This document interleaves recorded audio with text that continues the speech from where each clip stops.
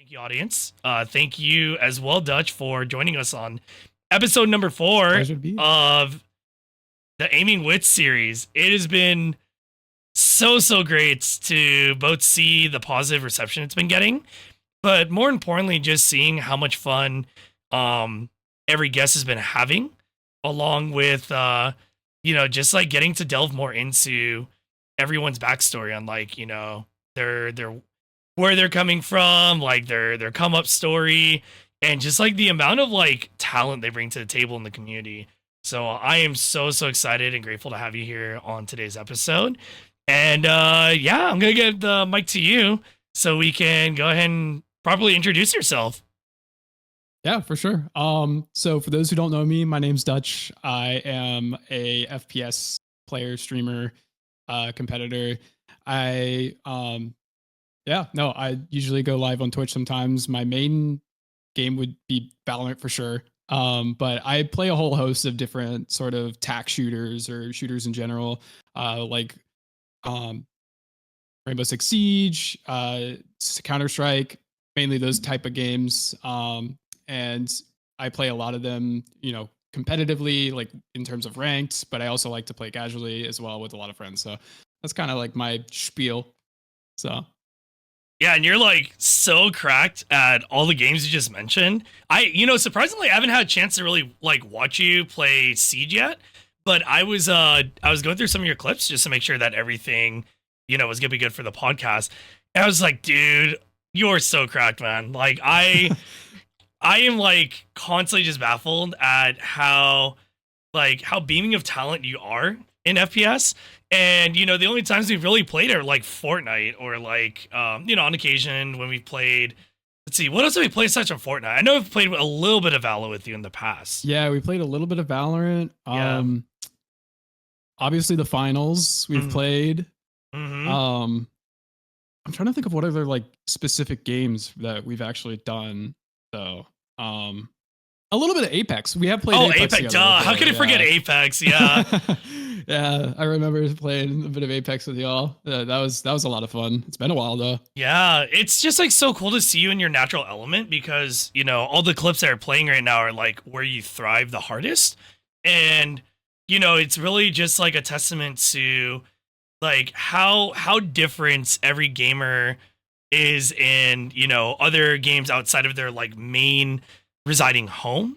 And what I think is always really cool is you as well as all the other friendos that we usually play with, you guys are all so multi-talented when you jump from shooter to shooter, and I feel like it really just boils down to like game sense, and game sense you just gain over time. So like watching you play Valorant and Siege, like dude, it's really cool to see like how much you really pop off in those games. So thank you, dude. Thank you. That means a lot. Yeah, I mean, to kind of get things going, because I'm excited to showcase and talk about your talent today.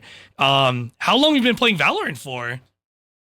So I actually started playing Valorant way back when they started doing their closed beta. And I think I don't know if there's any other game that really did it, but it was like a really big event that they did to kind of like kick off the game beta, where they had select streamers that would be playing it and you would have to watch, and it wasn't like guaranteed either, but you would get a Twitch drop and it was randomly selected across all the viewers' different streams. Oh, so you're going off of that. Hell yeah. Yeah. So I got lucky. I don't think it was like immediately, but I was able to get a Twitch drop and I played the Valorant beta for the first time. And, really? That I can't remember what year that was, but I think that was like either 2019 or 2020, maybe even 2021. It might be 2021. So that's where I really started playing Valorant. But I had been playing FPS games a little bit longer than that. Like Counter-Strike was the first one that I ever played, and that was CS:GO, which was my first PC game because I had actually really strict parents, so I never really played like shooters before. So it was really high school where I kind of got started with the kind of FPS genre. Wait, you too? You had strict parents? Yeah. Man, I feel that they were kind of at that mentality that like violent video games makes your child violent in general. So it took a while for them to kind of like just ease up on that, and I eventually started playing like PC games once I built my first PC, and Counter-Strike was the first one to go too. Mm-hmm. Man, Counter-Strike, that we both started on Counter-Strike with PC gaming. Or at least like with FPS, because Counter-Strike for me was I think I was hanging out at a friend's place. This is in high school, and they had been bragging about like their insanely like beefed up PC and how they were able to run like what was it, Crisis at the time? Oh yeah, It was the like whole the can it run fucking Crisis. game. Yeah, like so they were like, you know, flexing that, and then they were flexing that they could run like Fear and like some other games. And so like we went over to their place and they booted up Counter-Strike, and I jumped on it for the first time, and it just like, I don't know, neurons fired on all cylinders, and it was just GG's from there because I was addicted to wanting to play Counter-Strike and whatever other games in the foreseeable future. So that's really, really cool that you started out with CS, and I'm like always so happy to hear. No, not happy, but like it's a relief to hear others like you who are relatable with like the strict parents and, you know, not wanting their kids to, you know, grow up playing shooting games and all that stuff. And then like, you know, have that be like a wall. But then you fast forward to the present, and now look at us, you know, like you're popping off and, you know, and all the games that you play. And you also, to my understanding, play Valorant competitively, correct? Well, I used to. So Or yeah, used to, yeah. just kind of going into that, when I was in college, which I recently graduated from, coming up on a year ago. Which, congratulations. I can't believe it's been a year. Thank you. Holy. Yeah, I know. It does not feel like it's nearly been a year, but yeah, like closing in on it, then still no job, but it's life, man. It is what it is. Yeah. But like, anyways, yeah, my college has an esports program, and I was not really aware of it when I first went there, because actually I started going to college during the whole COVID times. So they had us like cooped up in our dorms doing online classes and whatnot. And that was actually when I went to college. 2020 was the year that the esports program started up. Wow. But it wasn't until my junior year that I actually like joined it. And so I played Valorant competitively for my collegiate team, which was a really awesome experience. And I don't know how much you want me to delve into that exactly. But no, as much as you're comfortable with, you know, because I know that like competitive is always a very, very complex subject when, you know, I know this is like an FPS furry podcast, and I know the blend between, you know, how open each and every one is in the competitive scene with like, you know, that line between like them being transparent about being a furry or whatever. So yeah, dude, I mean, talk at your own discretion, you know, but yeah, this is a space where you know, you're as comfortable as you want to be and feel, and, you know, it's the vibe, you know, roll the vibes. Oh yeah. I mean, I'd love to talk about like my experience with Collegiate Val. I think what's really cool about it is that it's very open to like everybody. I think a lot of people kind of associate like, oh, like any sort of like esports-esque like regime, or I don't know exactly how to put it, but like it seems daunting. It's like, oh, I have to be like the best of the best in order to do it. And that couldn't be further from the truth, especially for something like Collegiate. Because there are leagues out there for collegiate teams where you can really have a super wide range of skill levels. Because like there was one we competed in that they actually put teams into skill divisions. So it's very similar to like in-game tournament systems like Valorant's Premier system, where they like divide up teams based on their kind of overall skill rating. Which I think really, really helps the competitive environment of Collegiate, because, you know, not all colleges are going to have really super cracked players that are like all in Radiant and stuff like that. Yeah. So yeah. it really helps kind of open it up to like basically anybody who wants to compete can compete. Yeah. And I think that's a really cool part of it, is that like you shouldn't feel scared to try out, because that's like any sport. Like you should go to the tryouts. That's what I did. I was like, oh, I've been playing Valorant a while. Like, why not go and into the tryouts that I had just heard about and see if, you know, I'm able to join up for the team. That's awesome. And yeah, it's really, really an interesting experience, because like the way that at least our tryouts worked was we just like hopped into a custom lobby and just played out some games, switching up the teams and whatnot and the roles, and everybody was playing their comfort picks, and the people who were like watching us try out that were already like part of the Valorant team would like spectate or like take coach slot and things like that, which I think was really cool. Oh, that's so cool, dude. Like it's really, really awesome hearing that just kind of like built up the courage to see that flyer and then like go to try out, like because some people can be very intimidated in a competitive space. And I just like admire that you were like, you know what, why not? Like what is there to lose out on if you don't like get in, right? And exactly, look, you end up getting in and you got to have an amazing experience, like, getting your time in on Valorant in a competitive environment. Not many people get to do that.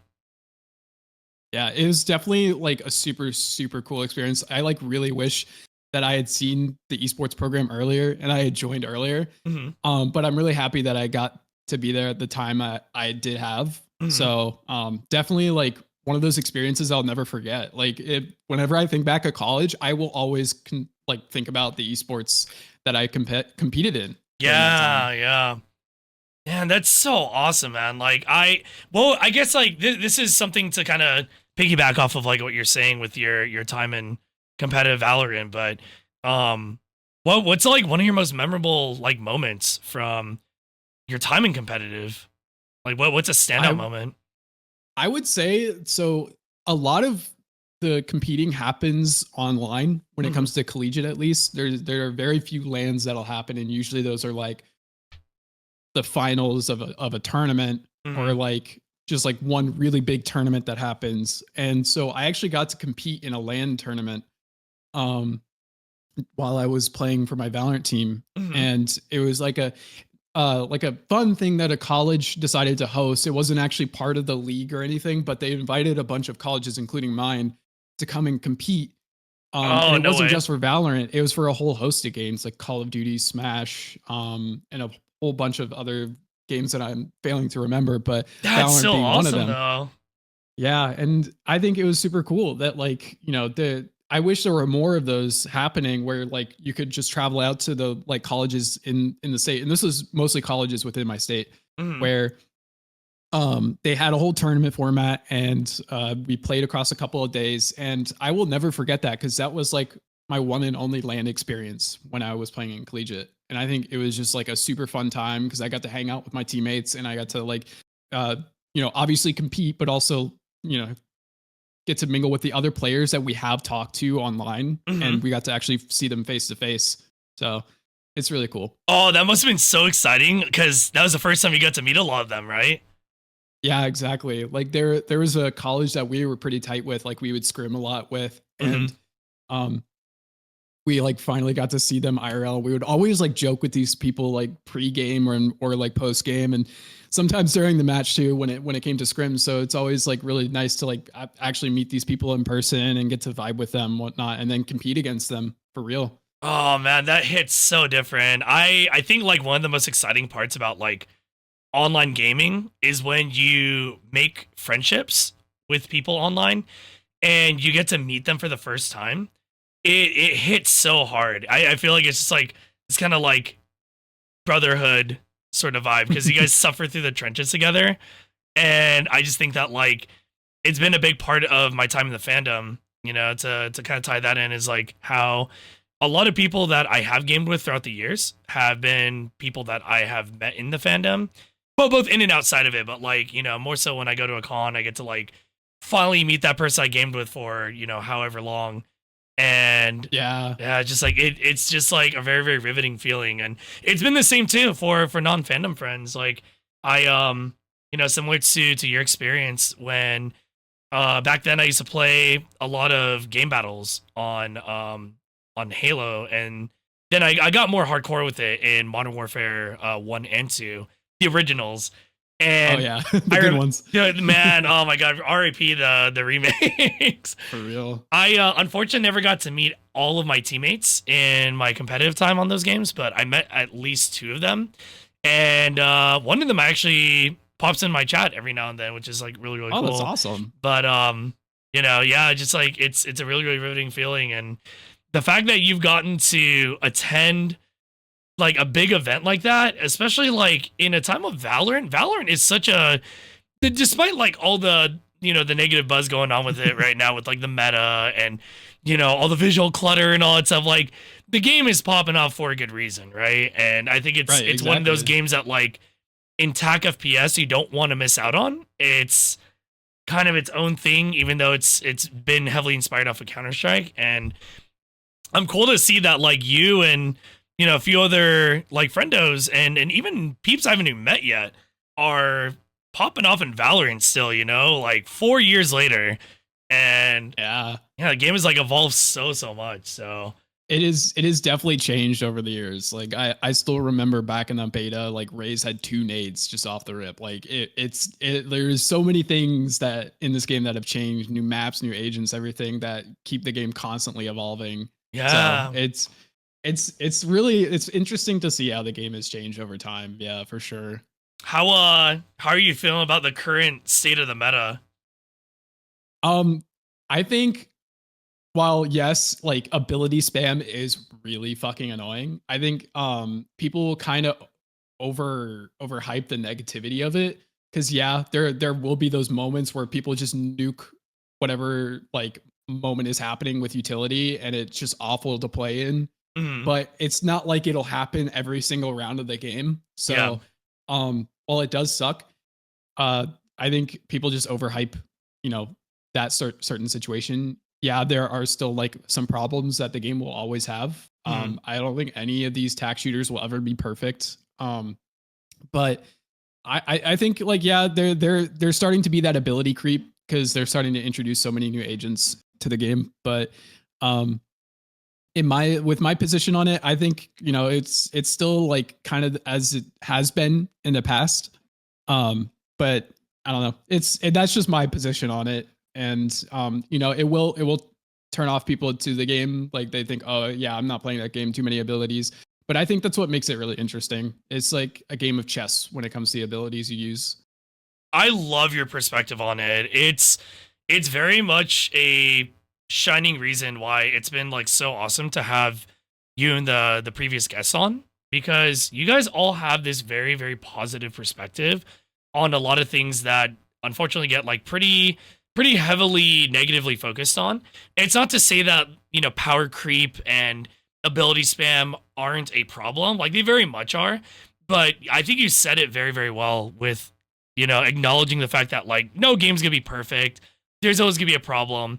And, you know, let's be honest here, like, at least from my perspective, you know, correct me if I'm wrong on this, I feel like Riot tries their best to be very in tune with a lot of the criticisms that their games will get because they are focused around competitive. So it's not to say that, like, things won't get changed or fixed or improved or whatever. So I personally think that, like, you know, given time, things will eventually get improved in a way that will, you know, be respective and a more kind of well-rounded middle ground approach to all these problems that the game is going through right now, you know? Oh yeah, 100%. I think even though it's not Valorant, I think a good example is like League of Legends. Riot made such a terrible mistake with like removing the Hex Tech chest, and everybody was really upset about it. For a good reason too. And like they will listen to the community. It takes a lot. It takes a lot from the community to push back on what they do if there's like a really bad change that they make, but they will listen and they will make adjustments accordingly, which I think is really nice at least. But yeah. You know, gotta keep Riot Games in check sometimes. Yeah, I mean that's, you know, with a lot of like, you know, criticism, there's gonna be some valid critique in the midst of negativity.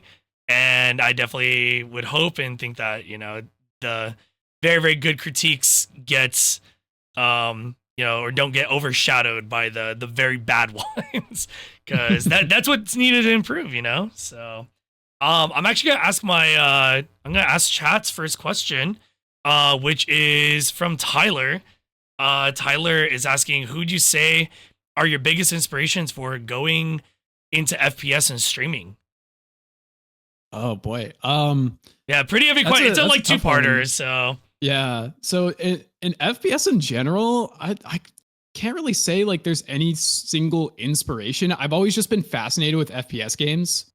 And so I wanted to like, play those since I was young. I mean, Call of Duty being one of them. I always like really loved the idea of Call of Duty and whatnot. So I had that's where I kind of was like, I really, really like this genre of video games. When it comes to streaming though, I mean, I would say like my boyfriend Monty probably because he started up his YouTube channel during COVID, and the whole like idea of creating content was really fun in that time. And I was like, what if I stream myself playing FPS games? I think that would be a fun thing to do. I want to have fun with it, make it's just a hobby of mine. And so I took up streaming. While I don't do it like full time, I still like think it's a pretty fun thing for me to do now and then because I really enjoy sharing what like my perspective of games are and like having people just like kind of sit back, chill, watch like me play ranked games. So that's kind of like why I started streaming my FPS games. oh, that's awesome. Wow, that's it's really fun to hear. I said this actually with Scoey and Josie that like, despite all the times that we've all gamed together, a lot of times are on stream and sometimes just a very, very different vibe of like, things or questions to talk about.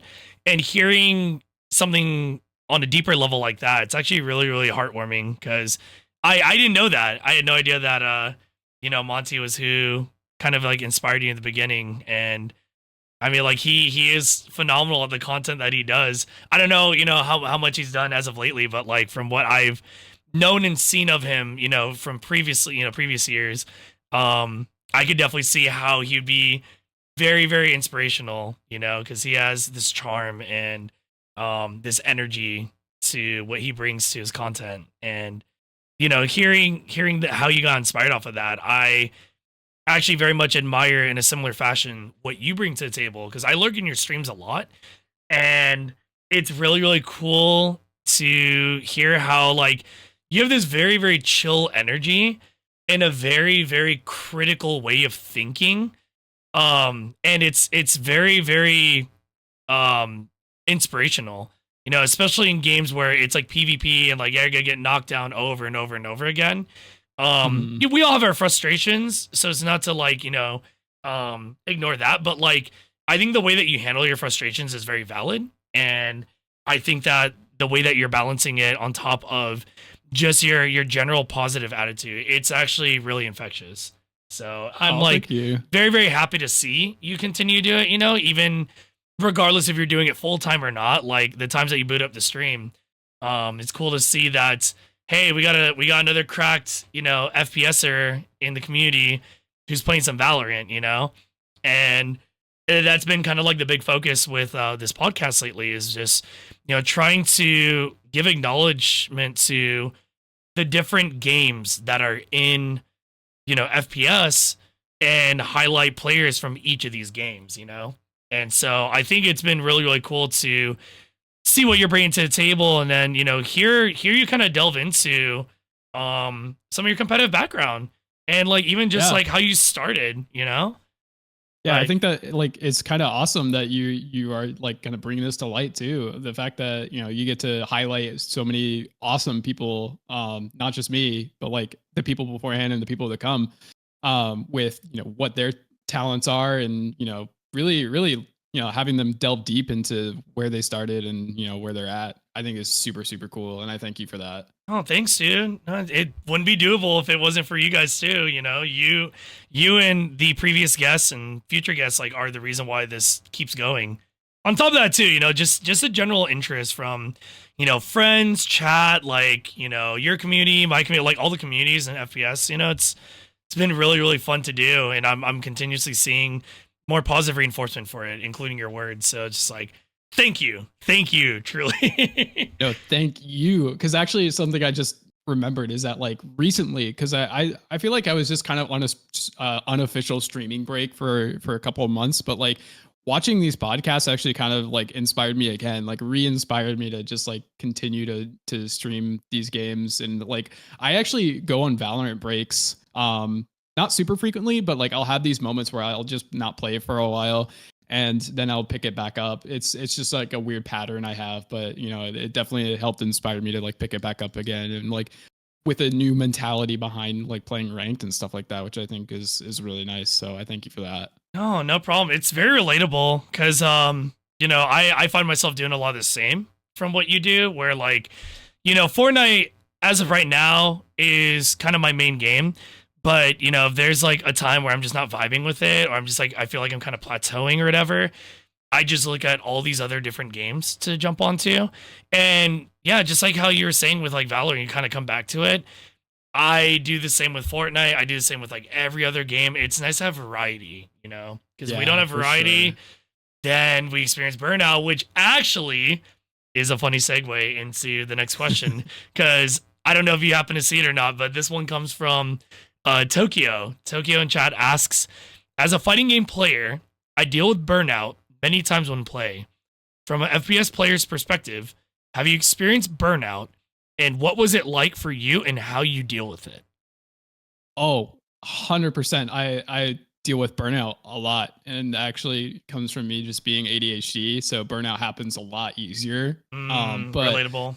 I think the, like we had just mentioned, having variety in the games you play is really important. And I think, you know, it's okay to take breaks from your main game. I think like a lot of people will think I just got to keep playing it because if I keep playing it, I'll get better. But then like you can plateau, or you can even like decline because you're just playing it way too much and you're not giving yourself enough variety to like, you know, make sure you're not in that state of burnout, because that'll affect you very negatively when it comes to your improvement or just general gameplay. So I think as an FPSer, as long as I'm like giving myself a variety of games to play, and they don't even need to be FPS games or in the same genre, I think that really helps me at least. And, you know, it could be different for everybody. I think there's no one solution to burnout, which is an important part.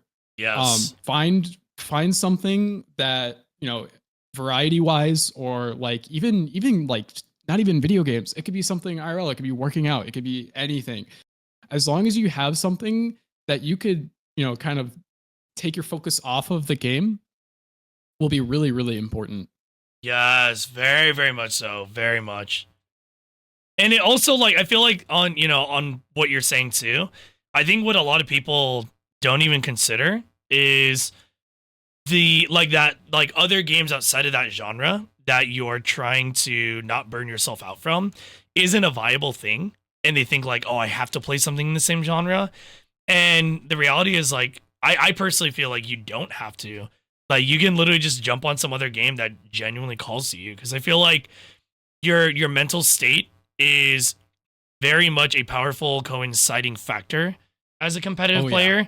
And I feel like if your mental is drained mechanically, yeah, you can perform, but like you're just not gonna be playing the right way. You're not gonna be positioning properly. You're not gonna be, you know, doing the right sort of tactics, and your mental's just gonna be all over the place, and that will bleed into your mechanical, you know, aspect too. And so I just feel like if you can recharge those batteries, then it equates to success in the long run, because it's not a sprint, right? Yeah, exactly. And actually that kind of reminds me, like, mental is such a important aspect of like every part of it. Cause it reminded me of like when I was competing for Collegiate, and I mean, we've had, and it just hasn't happened once, but many times where we were down by a lot in like a map, and like first half happened. I specifically am remembering it was a game on Haven, and we were down 2-10 at the half. And you know, most teams, and like even because we have 2 Valorant teams at my college, the other team was saying like if that were us, like we would have just crumbled and lost the game like immediately, because our mentals are not nearly as strong as y'all's, because we actually came back and won that 13-10. Wow, we won every single round. Oh my god. Yeah, so it's, I think like mental is such an important part of like any game, not just FPS, but I think like any game, even like outside of gaming, but like it is so crucial, because, you know, on the negative side, if you just start saying, oh yeah, you know, this game is lost, well, yeah, it's probably going to be lost because you're not giving yourself the confidence behind your mechanics Yep. to like follow through and just like take it step by step and win round by round.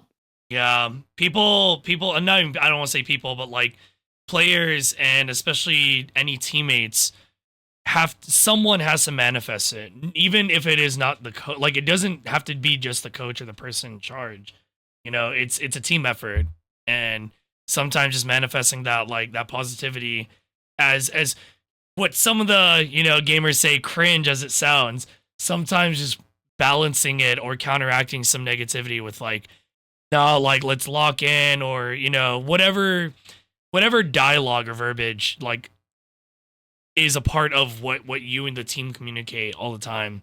That goes such a long way for, like, overcoming, like, potential losses, you know?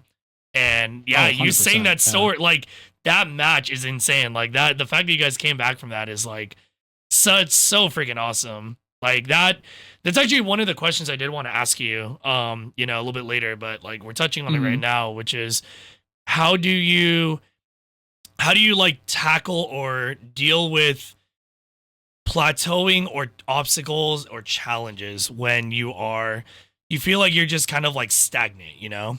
Like, what's a way that you kind Yeah. of overcome that? I think that's a great question, and it applies to me very well because something I didn't mention about my Valorant backstory is that I actually am a plateaued Diamond 3 player in Valorant. I have never reached anything above Diamond 3, yet I have competed in Collegiate against people in Immortal and sometimes like previous Radiants. And like, to be fair, most of those matches usually end up in like either us losing, but usually it's not like a stomp. It's like we are putting up a good fight against these kind of players. So like I see it as like, um, you know, I'm a plateaued diamond player. Like I said, I had not gone above diamond, and I hit it like way back in episode 5. And Mm, episode 5, or episodes consist of 3 acts, so 3 like seasons. And so I can't calculate the time in my head, but it's been a very long time. mm, And so like plateauing is one of those things where people are like, oh, I'm never going to improve. But I see it as like, it's just like, like I'm still going to be able to play the game like regardless, and I think I'll still have fun playing it. It's hard to defeat it. I've definitely got you know, angry at times, like why am I not able to like rank up? But then I remember, like, you know, in competitive, like I've played against people that are way better than the people my current rank is. And I think that's been one of the things that's really helped my mentality behind it, is knowing that like it's not like necessarily a me issue. I think, you know, ranked in most games, you'll hear like, oh yeah, you know, you could just be like hard stuck, and that could be a real thing depending on your situation. So yeah. I never let it defeat me entirely. I just, you know, keep going and I have fun with it. If I rank up, I rank up. If I rank down, I rank down. Like, it's, if you play enough games, it'll eventually balance out, I think. I have, like, so much, I get so much, like, inspiration, like, hearing you talk about that story, because, like, very similar to, you know, your problem of being like Heartstuck Diamond. When I got back into PC gaming, so I took or just gaming in general, I took a big break from gaming for a large chunk of my life. I actually got back into PC gaming specifically with Overwatch, the first one, and Mhm. I remember it was during when I was at my previous full time job, and I would get home from work, and, you know, it was very customer facing, so you know, I was dealing with a lot of not always happy people, you know, and, you know, Yeah. that was in itself draining. And I remember jumping on Overwatch and suffering from a lot of similar problems where I would play ranked and I was hard stuck diamond. I think that my peak in Overwatch 1 was like diamond 1, or whatever the next one is closest to the rank up. And I Uh-huh. was just stuck in diamond, and every time I played with like a friend or two, like we would usually 3 stack, um we would get like the absolute worst teammates that would always throw. And it was a very blatant throw. And obviously, you know, back then I would also think about it in a way of, you know, what can I do to provide to the team to be better? But it wasn't as refined as it is as the present me. And I just remember thinking back then, like, man, I don't know what else to do. it's very obvious that my rank up is being held back by these randoms I'm getting. So I don't know if I want to come home from work and waste my time to have fun with these people that are determining my outcome of a rank. And I remember like thinking long and hard about that, and I just kind of say hearts like diamond. I just stopped playing ranked in general, and I just started delving between different games. But the moral of the story is I was getting told by the friends I was playing with at the time that like, no man, you're definitely not like diamond material. Like, you know, no like no fluff or whatever. Like, you definitely deserve to be the next rank up. This and that and that. You know, just consider. I think that this and reinforcement that, you from know? friends definitely helps a lot with that. Yeah. So, yeah, no, just not to interrupt or anything, but I just think that's such an important thing because I've been told the same thing, and the game even has proved it to me, where Valorant has a weird MMR system, Mhm. where like, and something I actually complain about a lot when it comes to their rank system, Yeah. but they so they will put you up against people if your MMR is high against ranks that are out of your rank, like above it, Mhm. and like sometimes it's egregiously high, and so you'll get people like way out. And it can be frustrating, but it's the game saying we think you should be in this rank, and I think that's like at least a positive factor, a positive spin on it, where like, okay, yeah, the game thinks I should be up here. I Mhm. just haven't gotten there yet. Yeah, it's definitely a big problem with not even just Valorant. I feel like all FPSs are suffering from this problem right now, Oh where yeah, smurfing is such a problem. the worst offender is definitely Rainbow Six Siege and their Rank 2.0 system. I think it's just a pile Really? of garbage, and Mm, it's a really big problem. But I still will play ranked because I think the quality of matches will still be better. But it's like, um, for context, I have hit Emerald 2 in Rainbow Six Siege, which oh wow. like it after that is Diamond and then Champion. Mhm. So pretty high elo. And the problem they have is it's like Apex rank where everybody starts at the lowest rank and then goes up. Mhm. But depending on your MMR, you'll gain like you'll jump up a rank every single time you win for the beginning, Mm, or you'll get less like depending on that MMR you start with. yeah. And the problem is they do not really take into consideration your face rank. They only use your MMR as a way to like match you up against other players. So like I like there's a lot of times recently where I'll be like in like bronze, not even like high rank yet, and I'll be Mhm. going up against people in plat and emerald. It's egregious. And so like I don't really take ranking up that serious in that game. I just do it to have fun and play with my friends, but at the same time, like it could be like a fun, like sweaty comp scenario. If that makes sense. Yeah, yeah. That's actually crazy. And I think this is something that we touched on.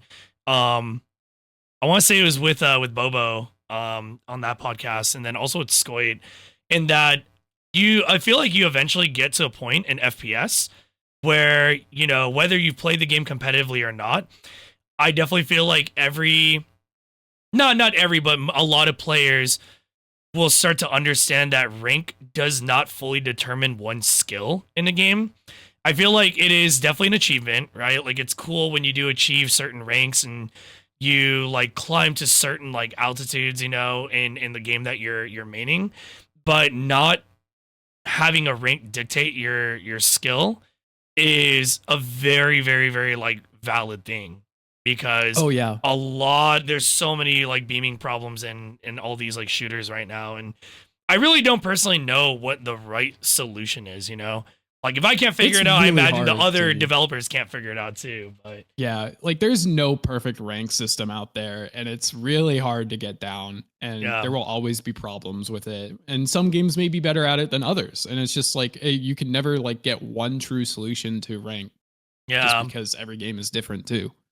I'm glad you haven't given up on yourself though. You know, as draining as I know that may be, to have to deal with being heart stuck because just things out of your control. That Yeah, takes a very, very powerful mental.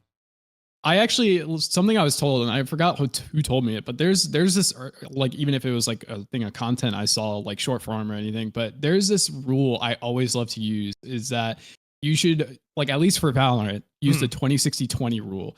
20% of your games will just be auto wins. that just happens sometimes where like the team you go up against, you're just going to stomp. And no matter what you do, even if you barely participate in kills, like your teammates will just carry you to victory. The other 20% will just be auto loses. You'll be on the receiving end of that. And that's like, that'll just be out of your control. It's like, oh, well, that just happens. And then the 60% of our games that are within your control. So I like to say, interesting. like, if I'm getting stomped, I'm not going to ruin my mental over that game. I'm going to be like, oh, that's just one of the 20% of games that I'm just going to have. That's like a problem. And it's like, I'm just going to have to say, GG, go next. Like, I will still play out the game. If my team wants to surrender, and I think it's valid to surrender, then I'll do it. But I'll still play out the game. Because I still want to try and win. But I know for a fact that like, it's probably just going to be an auto lose. Yeah. And like, I'll just be like, okay, well, we go next. And that game will most likely be a game that actually is within my control. I've never heard this term before. So this is actually very fascinating to me. And it makes sense. I think to elaborate on everything that you're talking about with it, it really, really has me wondering a lot about what would the FPS world be like if they did not have any of this like EOMM like built into the game, Like what if it was just a Wild West sort of format where all it is a rank system that puts you with a lot of other players that are the same ranks or similar ranks, right? And that's it. And there's no fabrication on like, yeah, you're gonna get like, you're winning too much right now, so therefore the system's gonna try to throw you in with like some like not so fortunate players with like bigger loss ratios and this and that and that. You know what I mean? Like, because it's a very, very real thing, and I mean, Rivals is dealing with it right now. It sounds to me like Valorant is too, right? To some degree. Valorant definitely has that problem, and I think it's kind of hard to guess what would happen if you just completely take that kind of system out. I think people who are hard stuck will probably see a bit of an easier climb, especially like when it comes to the mid ranks, like trying to get up to the higher ranks. But I feel like smurfing might become more of a problem just because like the one thing it's good for is combating against smurfs, because it'll see like, oh, this person in like a low elo lobby is like super outperforming everybody. We're going to start ranking that person up really fast, giving them really high MMR, and therefore putting them up against more challenging opponents. Right.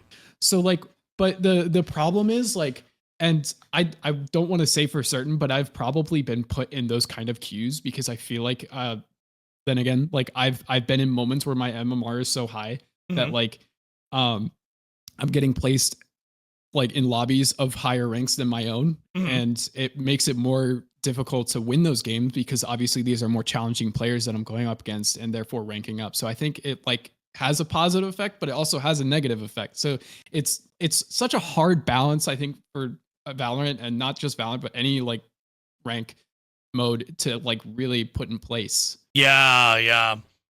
No, it's a very complicated thing for sure. Because I mean, obviously, if it was if there's an easier solution, all these problems wouldn't be happening, right? And yeah, exactly. It's kind of my whole stance on everything is like as broken or as like unbalanced, like as a lot of things are in, all the games that we play when it comes to ranked. I have to remind myself that like, well, if it was an easy solution, it wouldn't be as complicated.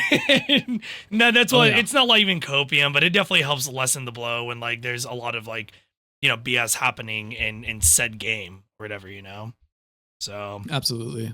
No, this is all really, really fun discussion. I love being able to talk about this stuff with you and like hear more of your like critical thinking side on like how your approach is on these games. So it's fun. It's a lot of fun. Yeah, no, I absolutely love nerding about this kind of stuff. So same. No, we need to like normalize nerding out more about like the intricacies of all the games that we play, especially like amongst our friends, because like the reality is like we're all nerds about all these games that we play. Like absolutely. Aim theory, like improvement, like the mental state, the mechanical state, like we all are nerds about it, and it's definitely a part of why this podcast is so much fun, just getting to hear and nerd out with everyone on it. Absolutely. So I do actually have a question for you that I I don't think I've ever talked about with you before, and it's that Oh. what's your stance on aim trainers or like aim training? And do you actually yourself utilize aim training?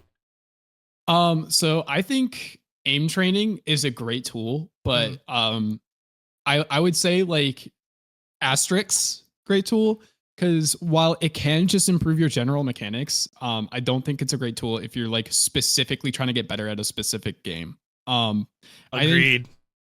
like I mean during collegiate I used aim training. I think it could be a great like warm up tool, not just a training tool, but a warm up tool. To really just kind of get the blood flowing. Mm, Uh, and I think like if you just want to have a general improvement in your kind of like mind mouse connection, I think it's really good. It's a really good way to just have general improvement in your aim. But like say I am trying to improve my like my gunplay in Valorant, I would rather go into deathmatch and have a specific goal in mind. For example, like I want my first shot accuracy to be higher. This is something I was actually talking about on my stream today, where mm, I think the best way to do that is to go into a deathmatch and actually use a weapon called the Guardian, which mm. is a one tap headshot, but it's a semi-automatic weapon. And so it forces you to just point and click rather than just spray. Because sometimes you just will automatically, without thinking, like you do a burst fire or a spray down.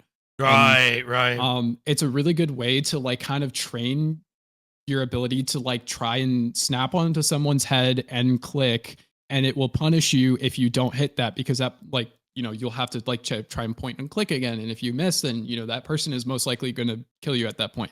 So I Yes. think things like that are going to be way more impactful if you're trying to improve at the game itself. And this includes like using abilities because Valorant has a great mode called Team Deathmatch where it's 5v5 and it's a TDM situation with abilities. So you get to kind of practice that agent's abilities Mm. um, on the playing field without actually being within a real match, which I think is really, really useful because you get to like mix the gunplay and ability usage. So um, Valorant specifically has really great tools around it. They also have the range, obviously, for practicing like solo gunplay stuff. But yeah, I think just in general, aim trainers are good. Mm. They're great for warming up or just general aim improvement. If you think like, oh, I just want to like generally become a better aimer, which can help translate a little bit to every game you play that involves aiming. Mm. But it's not the one stop solution to getting good at a game. You hit on like every single good point. I cannot agree any harder with all of your points. And that you said it very very well. And that I think it's great that we have all these tools in like for example like Valorant, right, and like all these other games where outside of the main modes there are like deathmatch, 1v1s, free for all, whatever other fun little like casual modes are available too. Because you're right. I, as someone who's been recently hyper focusing on aim training, I very much approach aim trainers with that same mental state that you just mentioned, where I know it's not my one stop solution to getting better at a game, but rather just kind of refining aim mechanics, or just like little things that will translate into the games that I do play.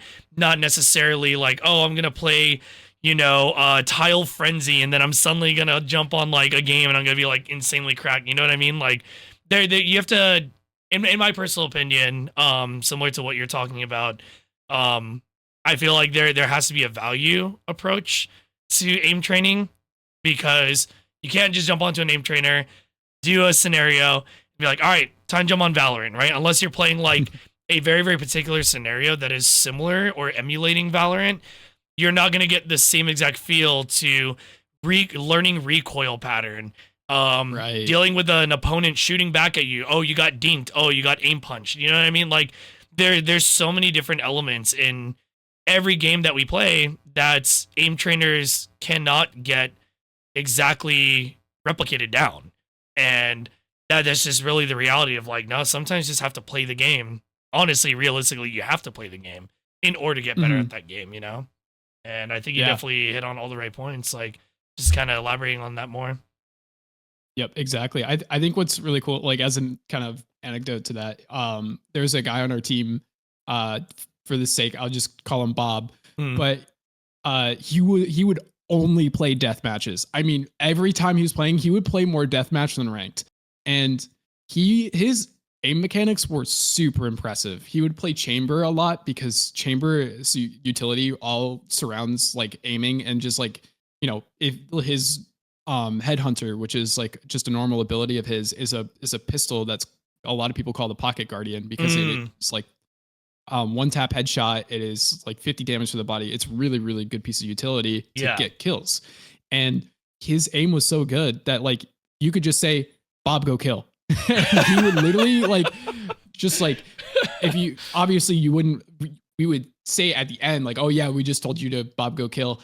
But we would say, okay, lurk on this part of the map. We need you to like eliminate like in a lurk these people that we know are going to be in this part of the map. Mm-hmm. And he would do it. He would execute that flawlessly because he could actually hit those shots.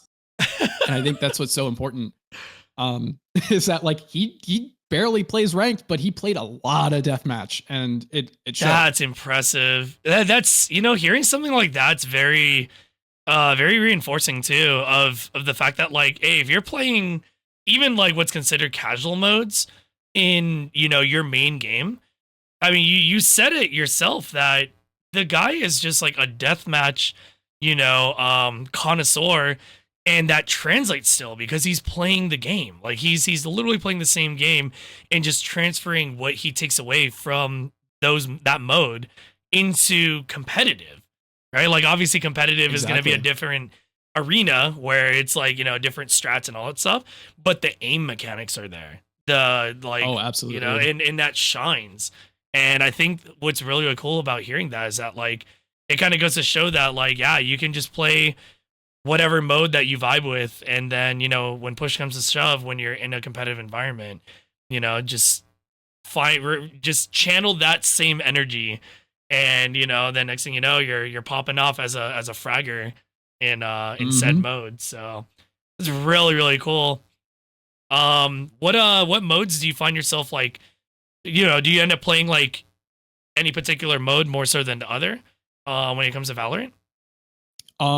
I think like for me, I usually what I do with my routine is I actually like play at least 2 death matches before I even think about playing comp or ranked. Mm-hmm. So I think that's like the important thing is I like warm up and play deathmatch. A lot of people will do TDM, but I just prefer deathmatch because that lets me warm up my gunplay more than it does in TDM. TDM is really good just because everybody will start out with pistols, so you can warm up pistol and everybody will be at the same level. But like there's trade-offs to it, but I'd rather that. And I think I probably play still more competitive than I do or ranked than I do TDM or deathmatch. So for sure. That's probably where my hours really shine is in the comp games that I play instead. That's cool. No, to also expand on that even more. What are your aim up routines? Unless you just mentioned it, right? But like, what's your aim? What's your warm up routine for any and all games, not just Valorant? Like, what do you find yourself doing mostly? So I would say like I would like to hop on Kovacs more often, but I do have a playlist that is called Valorant Ramp Warm Up. And it's really good because it kind of covers a pretty broad spectrum of like aiming styles, but like really tailored to Valorant. So more point and click than any of sort of like tracking or anything like that. While it's still in there, it's not nearly as many scenarios. But I think doing a general like aim warm up in Kovacs is really good. I won't do it all the time, but it's a good one if especially I'm feeling like slow that day. It really helps me kind of like get the blood flowing and really just general aim down. And then I will hop in. Sometimes I'll go to the range and just like practice shooting bots, stationary bots as well, just so that like I start getting used to the gun in game. And then I will hop on at least 2 death matches before I actually start playing ranked games. Oh, gotcha.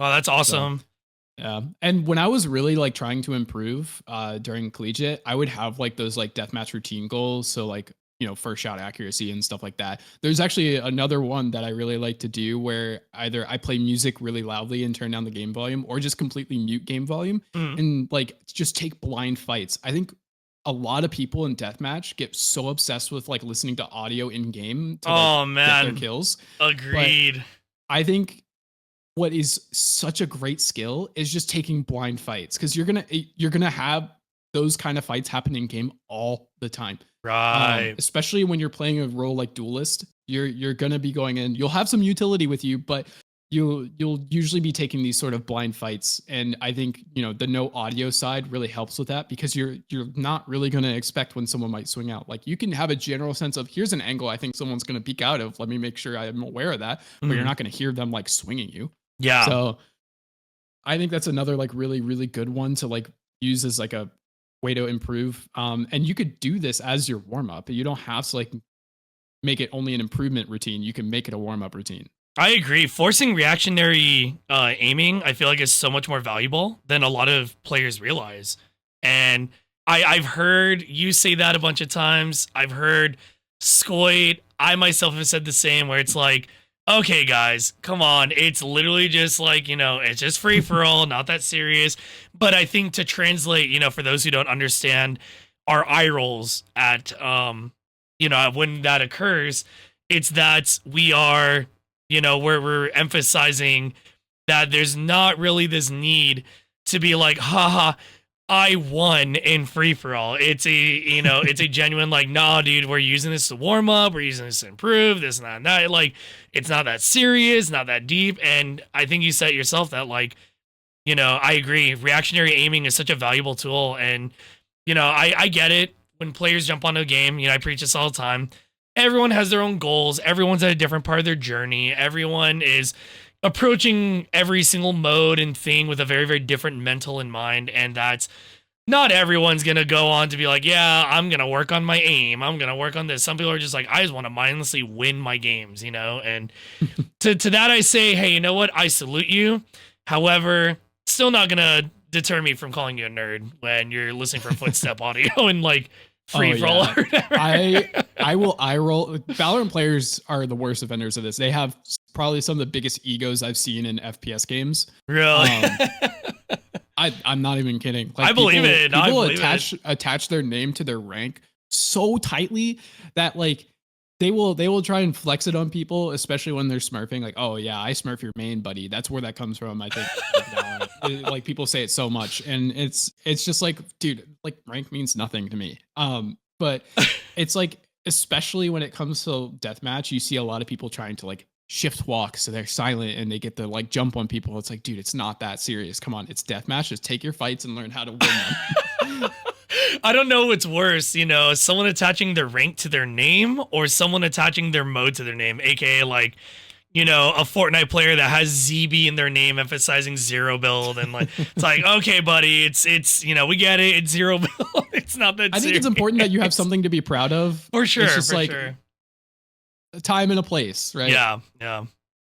Like I understand people having like FPS or aims or little things like that, because I myself, I've contemplated the same thing when I was like going through figuring out my my online persona for like streaming and whatnot, and it's like, well, FPS, name, whatever, yada yada. It's just like it's a whole different beast when it's like, wow, rank, that's a level up there.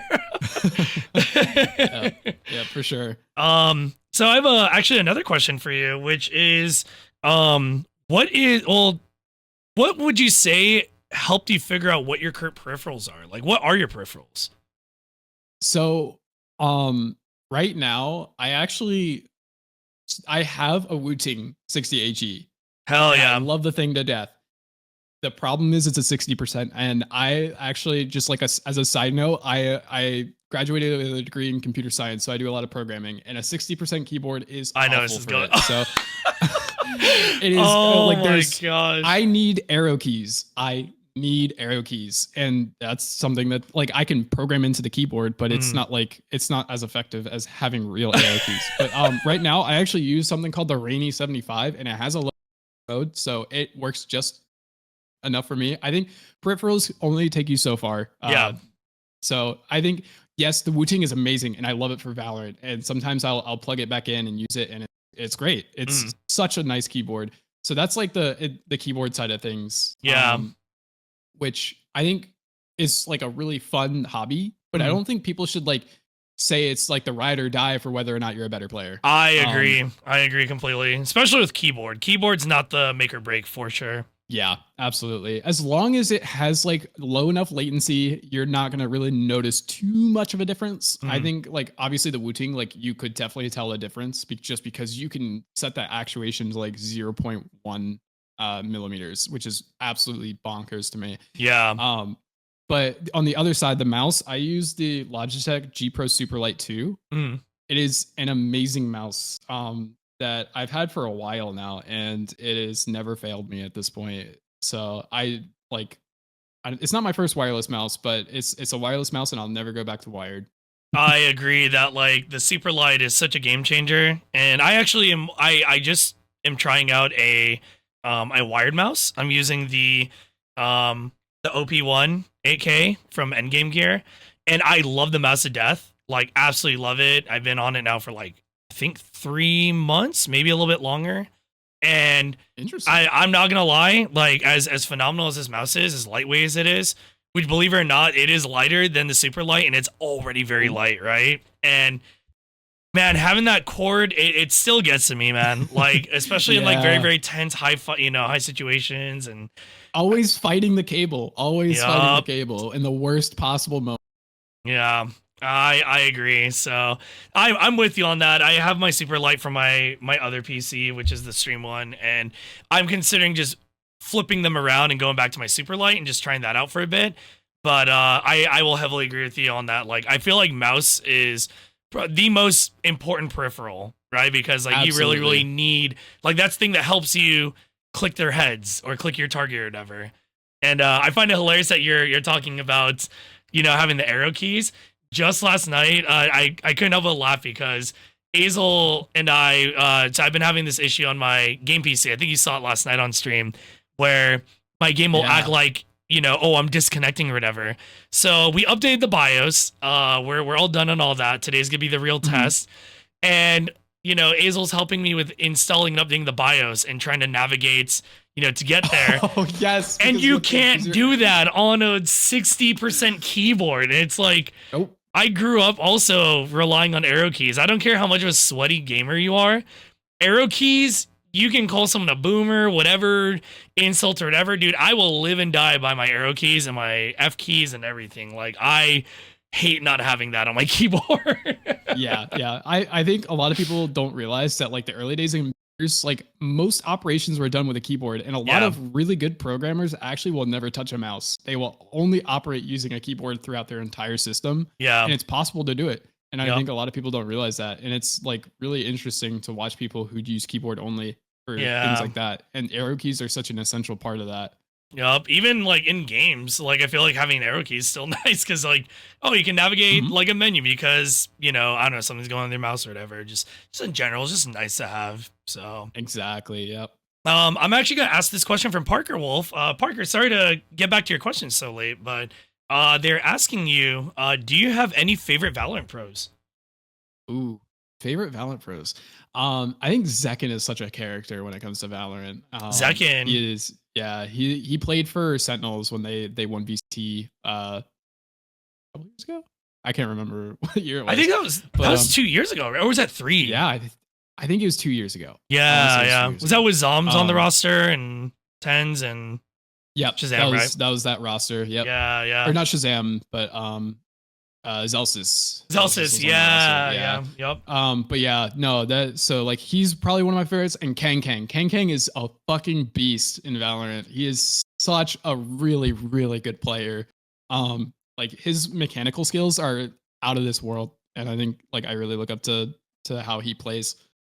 Oh yeah. No, I love hearing like this question is always my favorite between each episode, because I feel like there's sort of this like draw of inspiration in our play styles whenever we mention like our inspirations, and I can definitely see it too. Like I may not play Valorant as much as I thought I was when I first got my hands on the game, But I still find myself very, very impressed and always in love with watching high level play when it comes to Valorant or other games I don't even play that much, because I can understand and respect the craft and the strategy to it. And dude, I love me some competitive Valorant so much, you know. So hearing you mention these players is cool. Yeah, in terms of like watching pro level, like especially VCT, I think is really cool because like as someone who played collegiate, like we would actually really analyze the games that are going on and be like, oh, that's actually a really cool strat. Like we should try and like use that to our advantage. Maybe not the same exact way, but like tailor it to how our team is, you know, feeling and how they play. So I think it's really cool because like, you know, going through being a collegiate player, you really see like the craft and the masterwork that happens behind a lot of the plays that these pros do. Because like I feel like when I first started watching pro level play, I was just like, oh, these guys are looks like they're just kind of like, you know, doing their best and going out there and just kind of playing. But no, there is so much more that goes on behind the scenes. And I can fully like respect it now. And I think like a part of it, and this is kind of a bit of like a little bit of my segue, because I really want to mention him, but there's a person that I talked to who coached pro teams, and I think you might know him. His name is Vex. Oh, Vex! Oh, I love Vex. Yeah. Vex is such a sweetheart. Also, a recommendation for someone I think you could probably have on the podcast. I am glad you mentioned them because, you know, I don't know if you've heard every podcast, but you know, I've kind of popped this question to every guest towards the end. And that, you know, like who are some like inspirations within like furry FPS and whatnot. And I'm so glad you mentioned Vex because, you know, here I am constantly going through the list. I'm going through like my Twitch view list. I'm going through the furry category, and I'm like, you know, building up this like really, really fun list of people and like kind of like ordering it. And Vex did not cross my mind. I'm so glad you mentioned them because they are so talented for sure. Yeah, Vex is like, I still remember I had played a deathmatch with Vex at one point, and he just went classic only, and he fragged the fuck out. I was like, how the hell did you do that? Because everybody's using like a Vandal, like the AK and everything, and he's just the starter pistol and killing everybody. Yeah. He's super, super good at the game. He doesn't play that much, but he coaches, and his insight into the game is phenomenal. And I was actually able to get him to coach my collegiate team.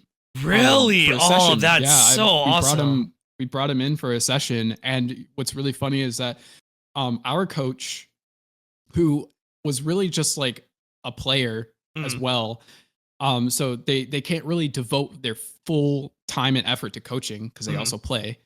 But they were like, because like he would watch a scrim, and he would give us notes at the end of the scrim, and he was like, during the match, there was one point where he stepped in and said, like, just in like a few sentences, do this, I'm seeing this, do this instead, boom, go.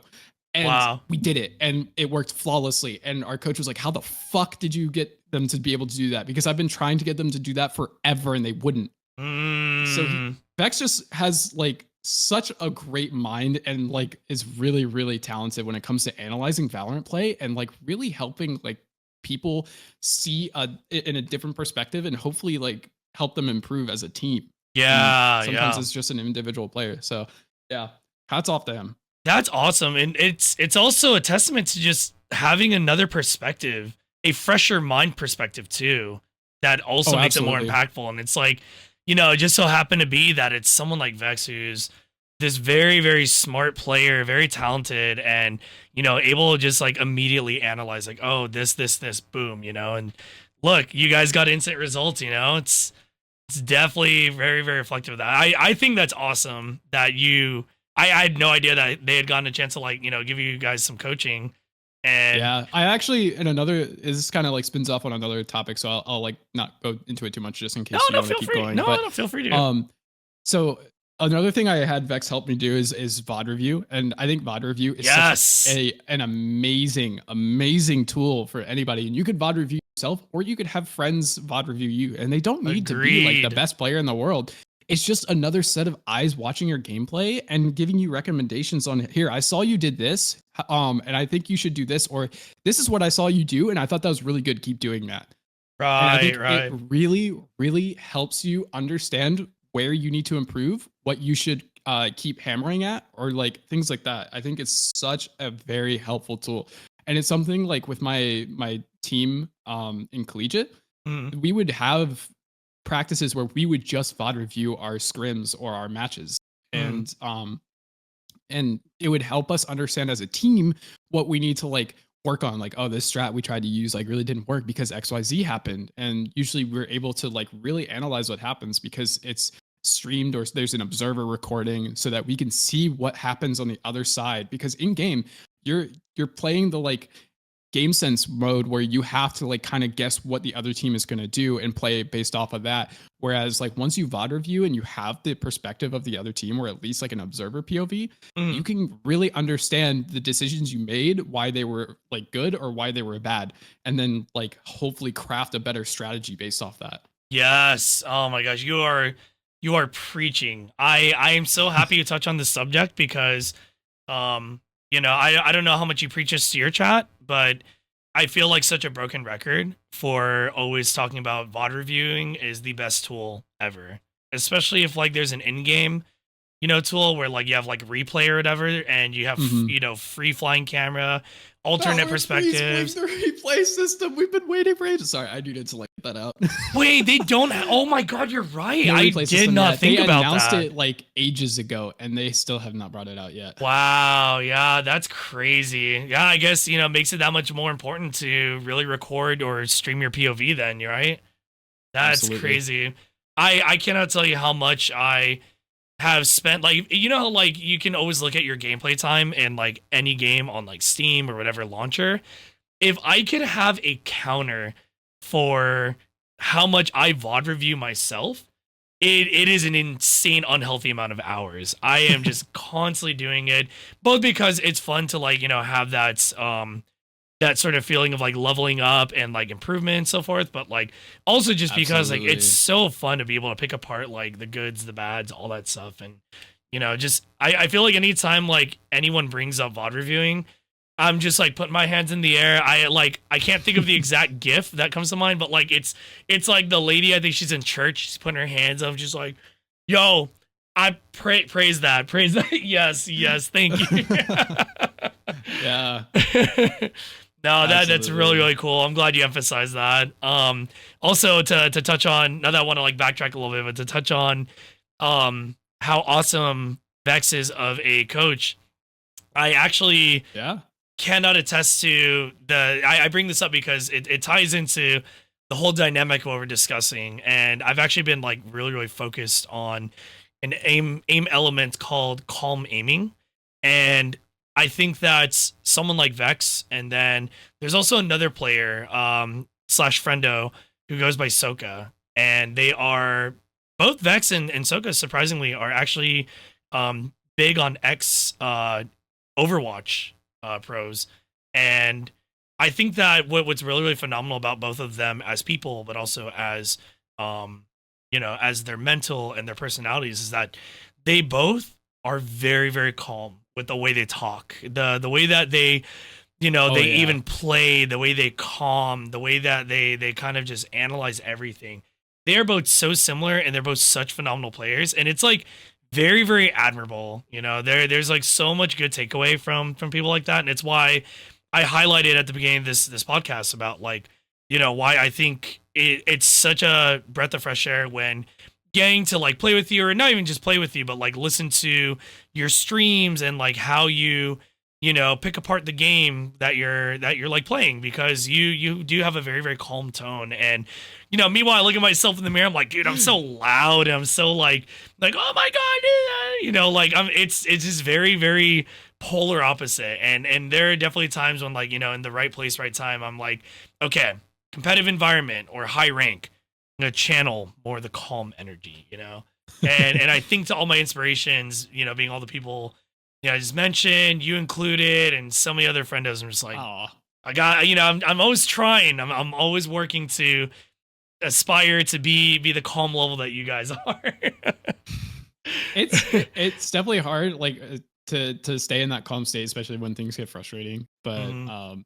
it definitely like it will help when it comes to like, you may be losing, but if you stay in that calm state, like I feel like you're not going to be as impacted. So it's definitely a nice skill to have Yeah, sometimes. yeah, I agree. But then again, I kind of miss out because like, what if I want to go crazy because I see a potential in something and I just don't go in when I should. If that Yeah. makes sense. No, Like no, that makes sense. Yeah. there's trade-offs. Yeah, I mean the trade-offs are very very important, right? And like not just like Valorant, but like in a lot of FPS where it's like, oh, are you getting value off of like, you getting picked? Oh, you got picked, but you also like output damage and got the team really low, or you got one pick right there. There's value with that, right? So Hmm.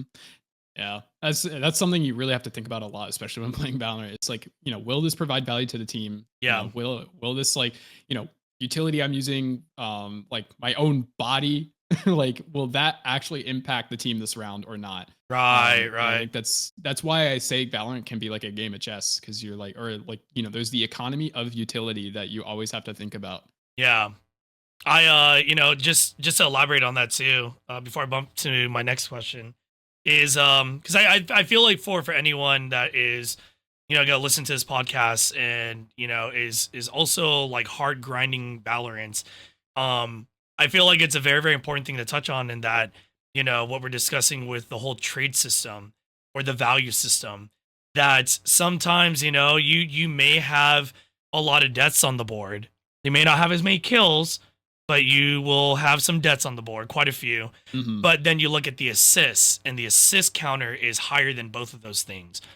That is so valuable because that means that you added value to the team, and also if you're burning your util properly in order to allow your team to get the wins. I feel like that is something that is overlooked from lower elo players because lower elo players are so focused on like, I need to frag out, I need to like this, I need that, and Yeah. it's like not to say that like not fragging out is, or fragging out is bad. Fragging out's very good, but also don't think that you played poorly just because you didn't frag out to the top of the leaderboard, right? And Mhm. I definitely feel like that's something that is very very much undermined and misrepresented in lower ranks or just players that are newer to the game and just tack shooters. Yeah, it's well said because like, I think a lot of the time, like I had mentioned, there's an economy of utility. Is the utility I'm using going to help me create space? Is it going to help me like get an advantage in this fight? Why am I using this utility? And that's something I ask myself when I'm VOD reviewing a lot. Did I use this utility properly? Yeah. Because you know, you are spending so much to get like so much space. Because I think there's also the economy of map space with Valorant. Is like um so like in lower elo, you may just be throwing your utility about, not really thinking what it's actually helping you do. Um, and if you really start thinking about it, it's actually going to impact your games a lot more than you might think. Because like you're going to save that raise nade for like maybe when they start planting, rather than just kind of throwing it when the barriers drop and then dying before you can get like 2 kills to reset that nade. And Yeah. then Yeah. like, so instead of throwing it like off the rip, you wait for like a plant to happen and throw it on the planter. You've just saved your team from a plant going down and possibly displacing that person and getting a kill. Yes, agreed. You also to emphasize that more too, like the your VOD that's playing in the background. The previous round, there was a play that your Sage did where she ice walled and then she died immediately, but it was able to delay enough to basically play out the round properly.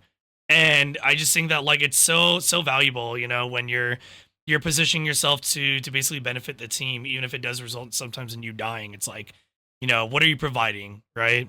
Yeah, exactly. And I think Valorant is like why it's such a game that interests me is because aim is definitely a big portion of it, but an even bigger portion is like your positioning and your utility usage that can help you make or break fights and rounds. Like I Yeah. think it's such a really interesting part of the game. And yes, people are complaining that there is ability spam and that is like a problem sometimes, but it's still like such an important part of the game. And it's like without it, it wouldn't be Valorant. It would just be CS:GO with extra steps. Exactly. Oh, I'm so glad you said that. It's like that's what separates it, right? Yep, Gotta have your exactly. identities, and I think that Valorant definitely has its own identity for sure because of all that stuff you mentioned. Absolutely. So this question actually, I'm gonna pop this one. This is from Zoraboy in chat. They're asking, are you a streamer? If so, when did you start your career? So funny enough, like yes, I started furry streaming after like Monty had inspired me when he was doing his content, but I actually was streaming before that because I was like before I even became a furry as a normie, I would do some streaming, and it really it stayed pretty small, but it was like a fun thing I like to do, and I was playing a lot of different games, a lot of variety of stuff. And God, I can't even remember the first time I hit the live button. It was so long ago, but I think I was like mid late high school, something like that Really? during that time. Wow. Yeah. And so that was on my normie Twitch account, but I have since moved beyond that, and I started streaming on like the furry side of things after I became a furry, and that was like 2020, 2021, something like that. So Wow, that's it's definitely awesome. evolved since then, but um, yeah, You've like I come do the such a streaming. long way from when I first like met you up until now, and I think it's actually really really cool to hear that. I know we've been talking a lot about like from the beginning of the podcast, like oh like who inspired you, and all that stuff, but it's cool to hear you elaborate a little bit more on that too, because yet again it's a testament to how much you've kind of like grown and how much has happened since you first hit the live button and since you first joined the fandom. Mhm. I'm actually, it's pretty ironic that all these questions are popping up in the order they are, or the way that we're talking about, because it is the perfect segue into some of the things I've been wanting to ask before we get closer to Yep. wrapping up the podcast. And Yeah. this question is actually a little bit more on the deeper side, but I think it's a very, very, very valuable one because it touches on a lot of why we do this podcast. And it is very much a kind of more difficult one, depending on like, your stance and where you are in the competitive scene. And if you're kind of like an aspiring competitive player. But this question is actually, are you transparent or open about being a furry and competitive? And depending on your stance on that, why is it? Yeah, I mean, so for while I was doing competitive collegiate esports, I actually wasn't very open about it, and like I just was very anxious about people how people would view me, and like it's just like kind of my internal anxieties around it, and I just kind of kept things separate for that time, Mhm. but it's ever since then, like I've just seen things like kind of be way more accepting and open. And it really helped me get more comfortable. And so like if I were to go back, I probably would have been a little bit more about it. Just because like, I just like with my own anxiety would think, oh, the worst possible thing will happen. But like seeing how Bobo explained it when you were doing the podcast with him, Mhm. really helped me become a little bit more confident since then. And I think like just after going through college and stuff, I totally like would just be more open about it. And it's something that I just have grown to be a little bit more comfortable with. But yeah, during the college time, I was not as open about it, and that's fine. I think it's okay to be like that, especially if, like it makes you more comfortable. Mhm. You don't want to ever do something that you're never like super uncomfortable with, and I think that would just impact you more negatively than positively. So Yeah. No, it's definitely very very complicated in FPS because it's not as I don't know how to like properly word this, so forgive me if I like, if I say this a little sloppily, but I yeah, I no do worries. definitely feel like in FPS compared to some other communities in gaming tends to be a lot less open and kind of like accepting when it comes to like identities outside of what is deemed as normal. Obviously it depends on what the game is, right? Like Hmm. we're kind of fortunate in a game like Valorant or Apex or Overwatch where it's like the characters themselves are like very very inclusive and very very like filled with variety and LGBT, they hit on all these different like sexualities and like Absolutely, yes. races and everything, and I think that itself helps open the doorway to being more accepting of different backgrounds and whatnot. um which also brings it to the other side of the point, which is like when you're playing a game that doesn't really have any of that identity to it, it definitely can. It tends to make things a lot more difficult when it comes to being more open in a competitive environment. Because let's be honest, like FPS gamers aren't really quite all that mature quite yet. Not everyone is in their like, 30s or they're like mid to late 20s and they've kind of like figured life out or they're more accepting and this and that. You know what I mean? Like there's a lot of young blood in FPS, and it ends up kind of creating this space where like there's hesitancy on like opening up because, let's be honest, like living this day and age of, social media and the internet, there's like doxing, there's like so many bad things that happen when you come across the wrong people, and it's a genuine fear, like we're all not just worried about ourselves safety, but we're worried about like those around us safety too. And I don't blame you for choosing to be more closed or afraid of coming out about like being a furry like in your competitive days. And I definitely think that it's a very, very gray area, right? There's like no right or wrong way of doing it, or coming out about it or being open about it. It's just like, are you surrounded by the right people?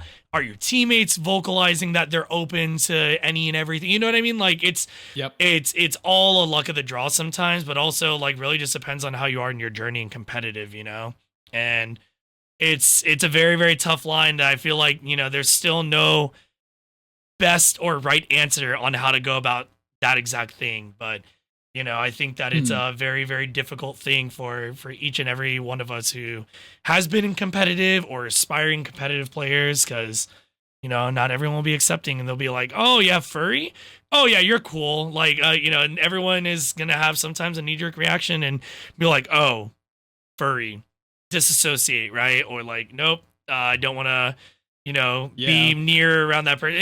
It's different for everyone, so it's kind of got to read the room, I guess. For sure. And I think like you said, with games like Valorant that are way more open, kind of stuff, it helps a lot. And I think like the Valorant's been really good about moderating as well, and they do a pretty good job to stop any sort of like discrimination of that sort. So I think it's really good that you have those protections in place. And I think just like the general vibe of like collegiate esports, like I said, if I were to go back, I'd probably be more open about it, because I've actually found another furry that was in the collegiate scene, and no way, I don't really talk to him as much, but he's a really good player. He's actually in Immortal 1 right now, and I mean, it's funny because I encountered him randomly in one of my death matches today, just out of the blue. I mean, he didn't stay for very long. He disconnected from the death match just because I think it's like, no, not this one. But I was like, oh, it just reminded me of him, and like they're completely like, it's literally like their name, the Wolf. Like that's so funny. No closeness about it, but like they're very being that in the collegiate space, and I think with especially the collegiate space, it's probably way more like accepting than many other competitive spaces, I feel like. That's just like me speculating, so I may be totally wrong, and like other like tier 2 levels or tier 1 levels are probably like just as open. But it's it's nice to see that like there's there are people like other furries in the collegiate scene, and they're not afraid to represent. That's really, really cool. I have so much respect and admiration, like genuine, like not gonna lie, kind of low key like envious when I do see like more like newer to the scene like furries who are being like pretty transparent or open about like their them being in the fandom, and they're getting acceptance, because like it hasn't always been that way for everyone. And I just think that it's like really, really cool that we're seeing kind of an overtime results of a lot of like work over the years of like trying to really, really open up the scope of acceptance in just like everyone's how they represent themselves, right? Like being more acceptable as gamers, as a community, and all that stuff. And obviously we still have a long way to go, but it is cool to see it slowly but surely like make changes and strides to be more accepting. So yeah, it absolutely is like a great thing to see that sort of improvement. So 100% agree. Yeah. Wow. Would you believe that we're already like pretty like much at the end of the podcast. It does not feel like that. I'll tell you that it's gone by pretty fast. It's a lot of fun. I'm telling you, like each of these podcast episodes have been like so fun to the point where like I lose track of time, you know, and I'm like constantly good about like monitoring it and whatnot. It's like it's what happens, you know. It's a lot of like fun, good discussion, and you know, I just can't help but like have a big smile on my face the entire time just hearing about like all these things and topics, and you know, it's why the door is open for, you know, future podcasts to like just have you back on and some of the, you know, the first guests on too, just because I feel like there's never enough time to talk about everything. Yeah, like I could totally go into like so much more detail, especially when it comes to Valorant and the way the game is played. It's just so it's such a fun topic for me to nerd out about. And not just Valorant, but like any FPS game really, but Valorant being like the main one. Yeah, so, yeah, I totally get it. Like it's just like I could go on forever. It's just one of my, you know, favorite things to talk about. So I love hearing you talk about it. Because I'm not gonna lie, like anytime I am, you know, around a friend who is like an absolute diehard about like a particular game, you know, I'd be lying if I didn't say I get kind of like motivated to want to jump into that game with like that different scope and perspective of like, you know, their insights, their, you know, their knowledge and everything. And yeah, man, it's a lot of fun. You know, I kind of have the same effect too when I'm like around like Skoit or, you know, like Hogan or some of the other friends who are just like talking so much about like, oh yeah, Valorant, I did this, or like, oh yeah, there's new agent, blah blah blah. I'm just like, man, do I boot the game back up again? You know? Yeah, like listening to friends like talk about like their passion in games really like it's infectious. It's like I want to like boot up that game now and like really play it and like get to learn from like that perspective that I just got to hear from. So yeah, I totally same thing here. Yup. Dude, it's been a lot of fun. I'm actually gonna pop a couple more questions and then we're gonna actually wrap things up here. But so one of my other questions to you is this one's actually kind of more catered towards like whoever ends up watching or listening to this podcast, which is like, what is, I know we've been talking a lot about Valorant, and it's been like the big focus since it is your main game. So my question to you, and those that are listening is, what's a kind of like generalized big piece of advice that you would kind of give to, you know, kind of like a newer player wanting to pick up and improve in Valorant? Like what's like one big standing out piece of advice you'd want to give? I'd say like the best piece of advice I could give is like probably while you're playing the game, if there's somebody who is better than you, do not just like say, oh, they're better than me, and that's it. Learn from them. There's probably something you can pick up from that person, something they're doing that can translate to how you play the game, because there's always going to be someone in your lobby that you could learn from in this game, no matter what. And like, don't be afraid to like try new things as well. Like, I think it's better to not do it in ranked, but like if you think that like, oh, I want to try XYZ, don't be afraid to do it. It's like there's so much content in this game, and like you don't have to be bogged down by being locked to one role or one gun. I love that. I find so much there's so much like value in having a very, very positive mental like that when you come across a better player, because the reality is that, you know, I'm sure you can attest to this as well, which is there will always be someone better than you. And as long as you kind of like approach any game or situation with that in mind, you know, not necessarily to shoot yourself down, but really just kind of ground yourself in a reality of like, no, there will always be someone better than me. I feel like it really, really lessens the blow of you losing a fight, losing a game or whatever, and instead can reverse it into a positive mental, like you're just talking about, where you're just like, how do I learn from my opponent? And I feel like the moment you start viewing your games from that perspective, I feel like the amount of growth you will go through is just like, it skyrockets, you know? Yeah. So I love hearing you touch on that. It's great to like see, you know, like something that you learned, you know, like, oh, I saw someone do it in my my previous match and I'm trying it out now and it's working and I can see why it works now.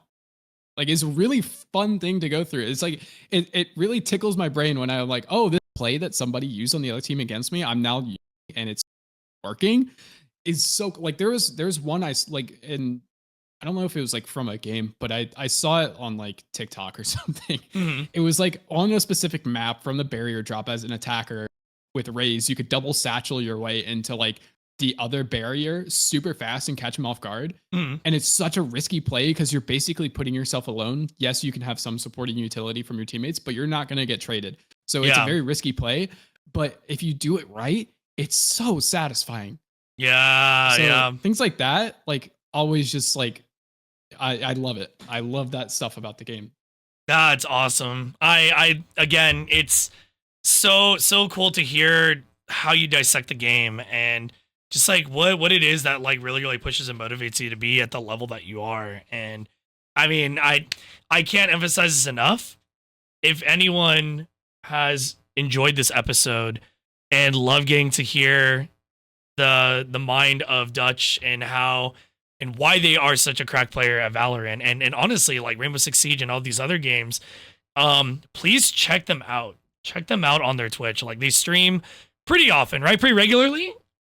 Yeah, I like especially recently I've been trying to stream more regularly. So it's really been like the second half of the week usually because I do have a part-time job that I work for the first half of the week. But yeah, I sure. Try and, like whenever I am not working essentially at least try and stream like 2 to 3 hours at minimum. Hell yeah, man. That's awesome. And on as we're getting closer to wrapping these up too, my one last question I want to pop to you is who are some furry inspirations in the FPS scene for you or in Valorant, if we want to be a little bit more specific, or Rainbow Six Siege, that you feel like are like slept on or just again in general just like inspire you? I mean, you have definitely been a really no. I'm serious. You've been one of those. Gosh. I mean, like I from the first time I started watching, I'm like, wow, this guy's fucking cracked. Like, there's you're really talented, and so you're definitely one of my inspirations when it comes to that. But, gosh, I mean, like Skoit is such a great Valorant player. We've duoed and like I've trioed with Tulu and like played Valorant together a lot before. Oh yeah. And I mean, you've already had him on the podcast, but like, wow, Skoit is also one of those really good players, and he is such a great aimer. Like, and he just does in Valorant specifically just does like a great job with like everything. And yeah. So, but like I said, Vex is another inspiration as well. So, definitely gonna look to poke them about the podcast for sure because. I think you should. I think out of everyone, you included who's been on the podcast now, I've been kind of like going through the list and thinking a lot about like, okay, like who plays what game, what have they played competitive, like, what do they like, what's their big focus on the games that they're playing and whatnot. And I think the thing that we have not had yet, which I guess is kind of like a half and half, is like a full-blown like coach, and that's their only role. Bobo coaches, so like getting to have them on was so special because they were they were talking a lot from like a coach perspective but also from a player perspective. But I think Vex is gonna be such a blast, if I can get them on. So Vex, if you hear this podcast, please and thank you. But I think getting coaches is so powerful because they really do view the game in a different scope. And I think the way that they are like constantly like, going about their discussions and, their thought process behind like everything in the game, how they pick it apart.